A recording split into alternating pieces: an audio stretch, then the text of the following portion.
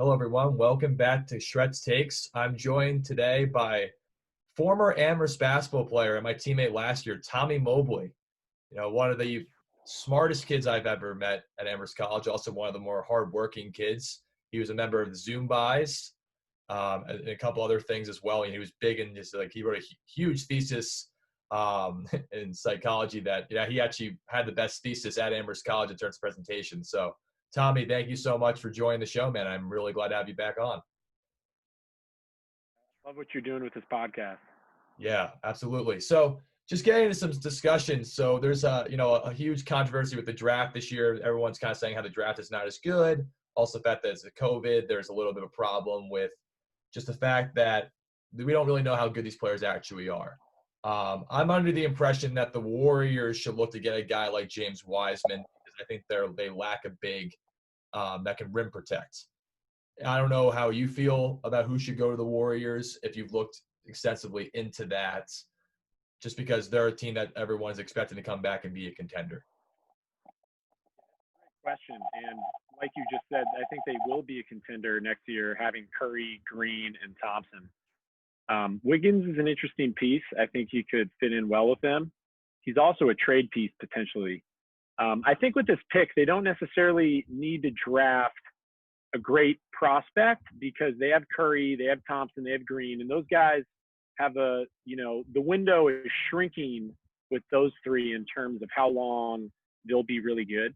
And so I think they should be drafting someone who can fill a role immediately rather than someone who is going to be kind of a long-term potential type player.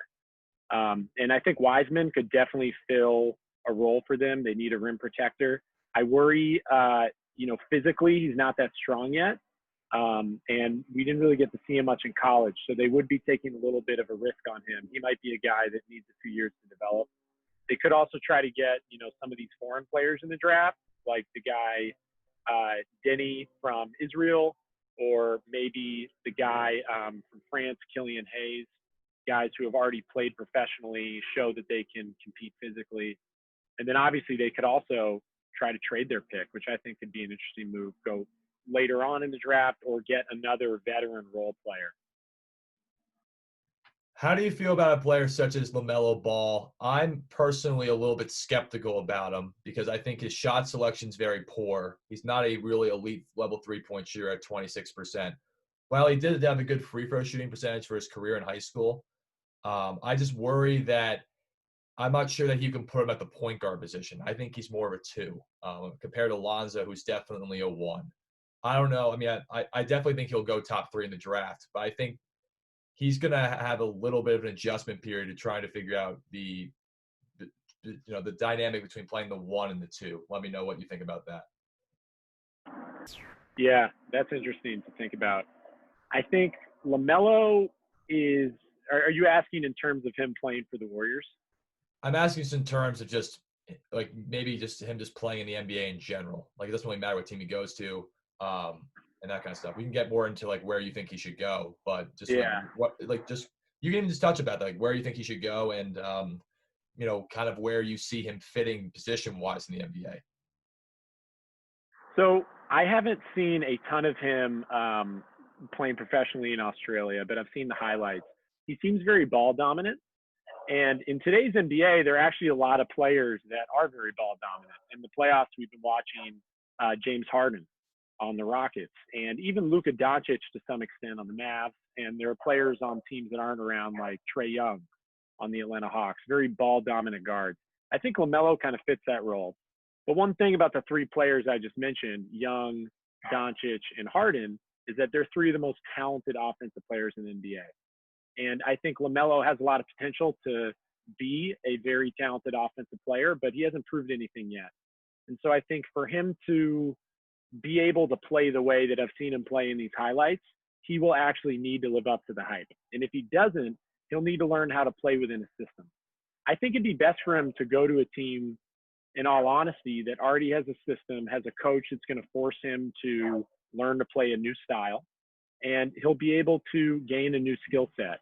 I worry sometimes there are players that come into the NBA who play on bad teams initially, and they never learned to play winning basketball. And I worry that, a guy like LaMelo Ball could easily fall into that trap. Yeah, that's a problem also with just teams like the Chicago Bulls or like the Minnesota Timberwolves. They want to select them at 1. It's just because those coaches are uncertain, and also the cultures that have been built there are not necessarily winning cultures. But transitioning into another topic, you're from the Boston area, Newton, Mass, to be more specific. I know you're a Celtics fan. How are you feeling about them going against the Raptors after what you just saw in the first round from both teams, and especially without Gordon Hayward being there for some time? Well, the Raptors look tough. They look really good. They're playing some of their best basketball right now, and they know how to win games together. It's the team that won last year, basically just minus Kawhi and Danny Green. They've had other players who've stepped up and elevated their games this season. I think they have great team chemistry. They share the ball on offense, and they're one of the best defensive teams in the NBA. I worry with the Celtics. I think the Celtics might actually, in terms of the Celtics starting 5 versus the Raptors starting 5, the Celtics might actually have more talent within those 5 players. However, the Celtics don't play as much as a team like the Raptors do. And I also worry about the Celtics' depth. For us to win games in the series, we need our star players, Kemba Walker especially, Jaylen Brown, and Jason Tatum to really score the ball. Because coming off the bench, we don't have much scoring. And if one of those 3 guys isn't getting it done, it's going to be hard for us to win games. So I think for the Celtics to win this series, we need our 3 top guys, Brown, Tatum, and Walker, to play at their highest level for at least 4 of the 7 games. Yeah. If you like that clip, like and subscribe to hear more from Shred Takes podcast show, and be in touch for more stuff coming up weekly.